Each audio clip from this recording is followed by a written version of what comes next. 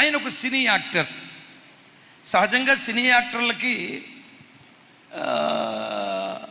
అన్ని మతాలను కాస్త గౌరవించే స్వభావం ఉంటుంది.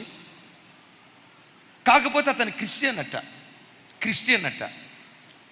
ఆ సినీ రంగంలో నటించి మరి ఎందుకో ఎలక్షన్లో నిలవబడాలనుకున్నాడు. పోటీ చేశాడు. పోటీకి ముందు ఆయన పేరు విజయ్ అని మాత్రమే జనాలకు తెలుసు. కొంతమంది మతోన్మాదులు ఏం చేశారో తెలుసా? అతని పేరు విజయ్ కాదు. మీకు తెలియని రాజకీయాలా? అతని పేరు విజయ్ కాదు, అతని పేరు జోసెఫ్ విజయ్. ఓ తమిళ రాష్ట్రంలో ఉన్న ప్రజలారా, తమిళియన్స్, హైందవ సహోదరులారా, మహమ్మదీయ సహోదరులారా, అతడు విజయ్ కాదు, అతని పేరు జోసెఫ్ విజయ్. మీరు అతను గనక ఓటేశారా అని కొంతమంది మతోన్మాదపు వ్యక్తులు అతని జోసెఫ్ అనే పేరు బయటికి తీసుకొచ్చి అతడు జోసెఫ్ అతనికి పొరపాటును ఓటేయొద్దు అన్నారు. అతన్ని గెలిపించొద్దు అన్నారు. దేవుడు ఒకరిని గెలిపించాలనుకుంటే ఓడగొట్టడానికి మనుషులు ఎవరు? దేవుడు తలుపులు తెరిస్తే ఎవడు మోయగలడు? దేవుడు కార్యాలు చేస్తే ఎవడు తిప్పగలడు? దేవుడు తెలిచిన తలుపులను ప్రపంచంలో ఎవ్వడు మోయలేడు. ఆయన ఎంత మొండోడో తెలుసా? ఆ ప్రచారానికి వెళ్ళినప్పుడు I'm not only Vijay, I'm Joseph Vijay. I'm not only Vijay అనండి.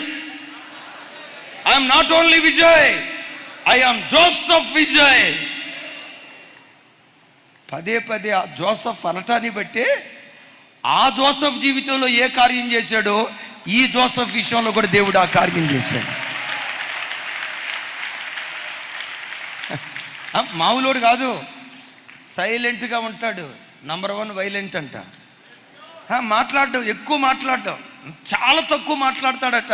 కానీ మాట బయలుదేరిందంటే తోటనేనంట. రోజు ఎక్స్ సీఎం జయలలిత గారిని కలవటానికి వెళ్ళాడట, ఏదో ఒక పని నిమిత్తం. 4 గంటలు బయటే కూర్చోబెట్టి, మరి కారణం మనకు తెలీదు, లోపలికి రావటానికి పర్మిషన్ ఇవ్వలేదట.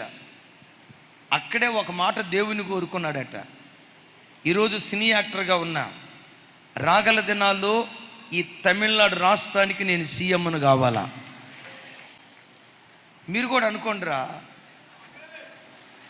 ఏమనుకుంటారు? అరే పెద్దగా చెప్పండి.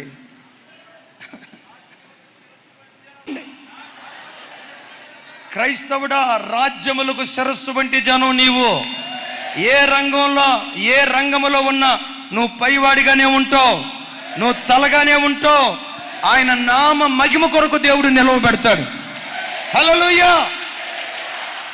అరే, ఆయన ప్రశస్తమైన రక్తంతో కడగబడిన నీ నోటు నుంచి వచ్చిన మాట దేవుడు నిశ్చయంగా స్థిరపరుస్తాడు. ఏ రోజుకైనా తమిళనాడు రాష్ట్రానికి నేను ముఖ్యమంత్రిని అవుతా, ఏ రోజుకైనా అవుతా అని అన్నాడు. దేవుని దగ్గర ప్రార్థన చేసుకున్నాడు. ఏం చేశాడు మనకు తెలియదు. కాలచక్రం మీరు ఎప్పుడైనా చూడండి. ఈరోజు పెంట కుప్పల మీద పడిపోయినోడు ఏనాటికైనా సింహాసనం మీద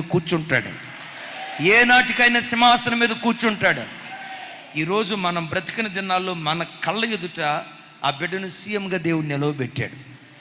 ప్రమాణ స్వీకారం రోజు, తమ్ముడు ప్రమాణ స్వీకారం ఫోటో ఉంటుంది చూడండి. తన ప్రమాణ స్వీకారం రోజు వెనక ఫ్లక్స్ పెట్టారు. ఆ ఫ్లక్స్ మీద తాటికాయంత అక్షరాలతో ఏమని రాశాడో తెలుసా? Joseph Vijay. Yes I am Joseph. నా ప్రభు బిడ్డలారా, క్రైస్తవులు అని అంటరాని వాళ్ళుగా ప్రజలు నేను చూస్తున్నారా? హేళన చేస్తున్నారా? కించపరుస్తూ మాట్లాడుతున్నారా? తృణీకరిస్తూ మాట్లాడుతున్నారా? హేయులుగా ఐగుప్తీయులు హెబ్రీయుల నుంచి నా దినాల్లోనే ఆ హేయుణ్ణే ఉన్నత స్థితికి దేవుడు తీసుకెళ్ళాడే. యోసేపు దేవుడే నీ దేవుడు. నీ బ్రతుకులో కూడా నా దేవుడు ఆ కార్యం చెయ్యునుగాక. ఒకసారి చూడండి ఏమని రాసింది అక్కడ చూడండి. అయితే ఏమని రాసింది? మీరు కూడా మీ పేరు రాసుకొని కింద ఏదో ఒకటి రాసుకోండి. సీఎం అని రాసుకోకండి అమ్మా. రేవంత్ రెడ్డి గారి కుర్చీ ఏం కావాలా? సరే రాసుకుంటే రాసుకోండి. మీ పిల్లలు ఏం కావాలనుకున్నారో కింద రాసుకోండి. భవిష్యత్తులో మీరు ఏం కావాలనుకున్నారో కింద రాసుకోండి.